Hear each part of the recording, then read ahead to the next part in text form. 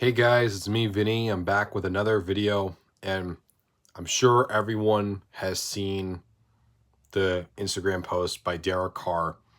I don't have it in front of me, so I'm just paraphrasing it.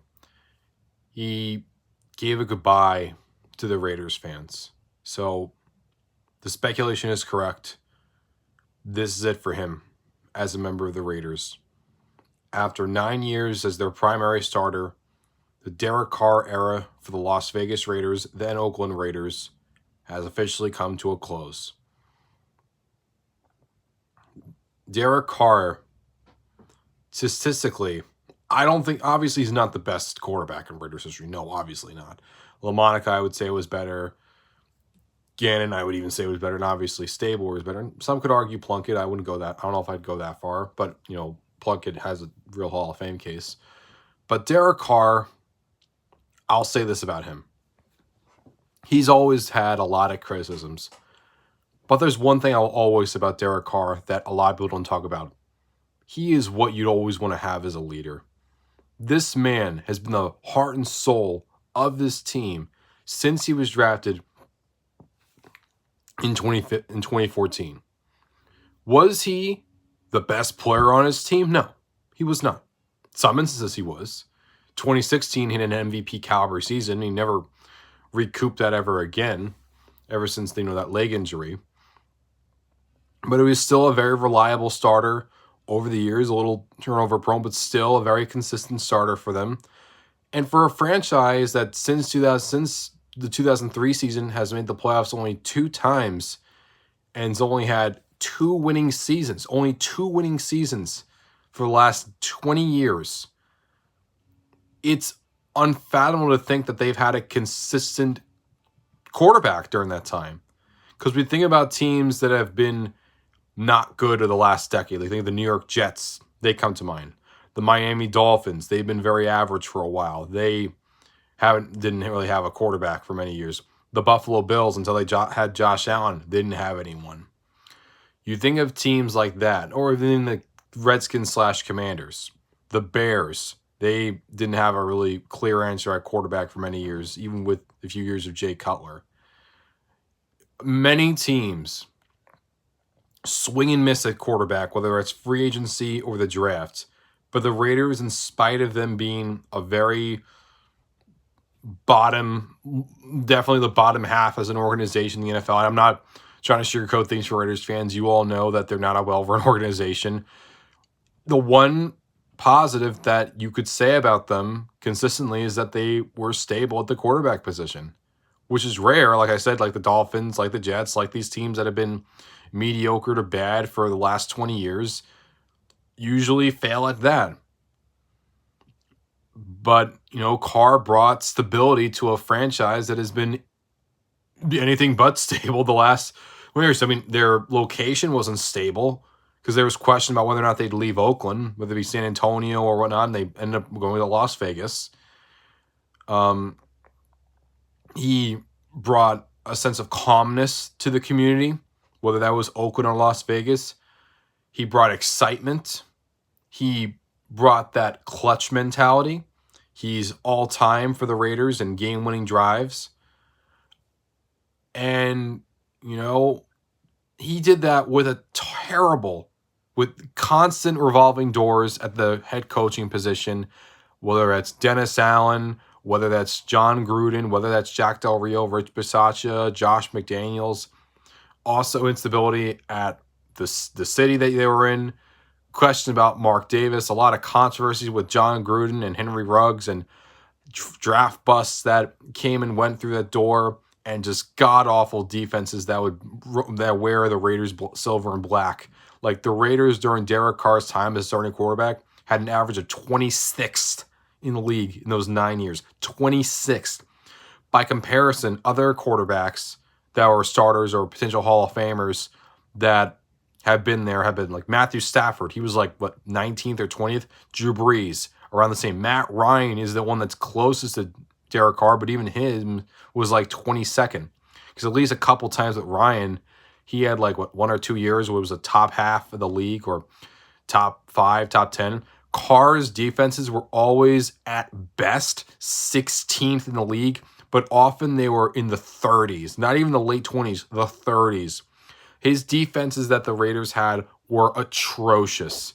Yeah, he had some good players here and there, most notably Max Crosby, but a defense is not highlighted by one player. You had Khalil Mack had, quality seasons with the team, but that wasn't enough. You needed way more of it, and the Raiders just were not that. They were a team that was hampered by their defense. The team blew a lot of leads, especially in the fourth quarter, especially this season alone, because of how terrible their defense was. And a lot of it had to do with coaching. You can't blame Derek Carr for that. I mean, yeah, you could say, oh, he should have scored more points. Well, your defense also needs to stop a few offensive players too while you're at it. It'd be nice for that. And in spite of all the nonsense, especially 2021 showed me what kind of a leader Derek Carr was. Because in spite of all the nonsense with John Gruden and with Henry Ruggs and Damon Arnett and still question with Mark Davis and everything else, he still was there for that team week in and week out. And there was he no matter what went his way, he was still a champ. He was still someone that fought for his team. And they made the playoffs that year because of his grit and determination. Yes, was he a great quarterback? No, he was not. He was somewhere middle of the pack. He was around the same as people. He's basically the AFC version of Kirk Cousins in many ways. However, you cannot deny the fact that this was a man that has put his body on the line for an organization that never wanted to build around him. This is a guy that was taken early in the second round, a same draft class that features the likes of Teddy Bridgewater, Johnny Manziel, and Blake Bortles. He was easily the best quarterback out of that bunch, bar none, not even question. And yes, he didn't win a lot of games. He never went above 500 once in his entire career as a starter. But that had less to do with Derek Carr and had everything to do, I would say more so because in spite of Derek Carr, like I said, the defense is awful. The defenses for the Raiders were completely piss poor.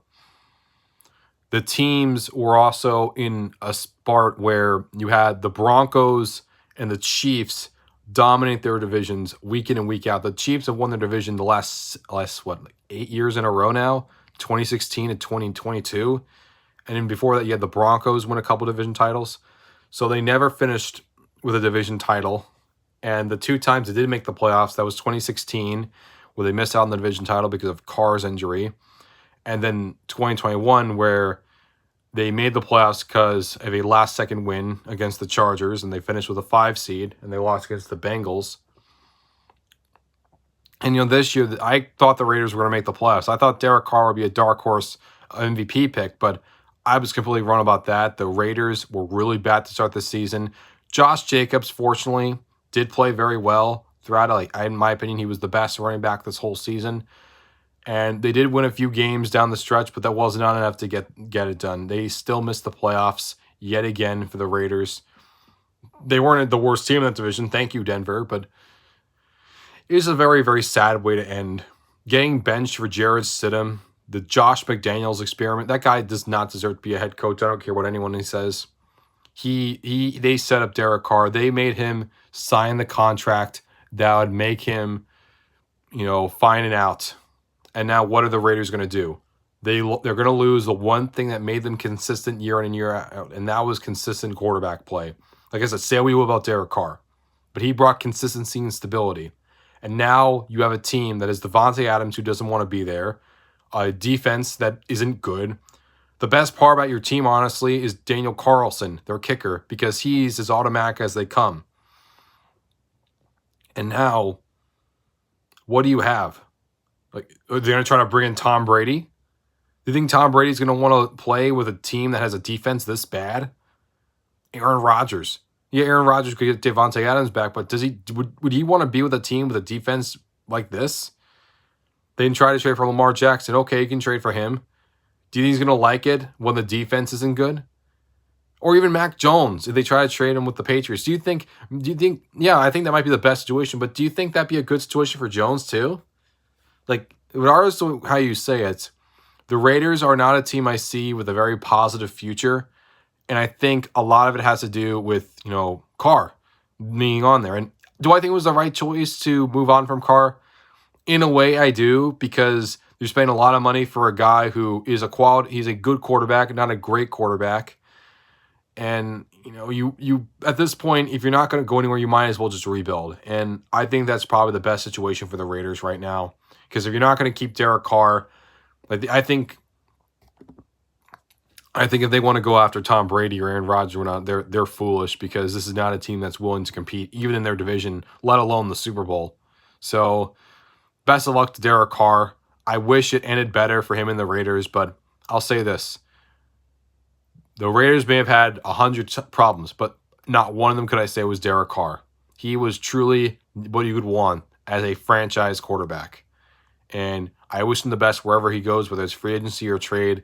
And I'm wishing him nothing but the success. And Raiders fans, be careful what you wish for, because you just might get it. And you got to give a round of applause to what he meant for your organization. But that's my thoughts, guys. What do you have to say in the comments below? I'd like to know what you have to say. Thank you for watching. Peace out.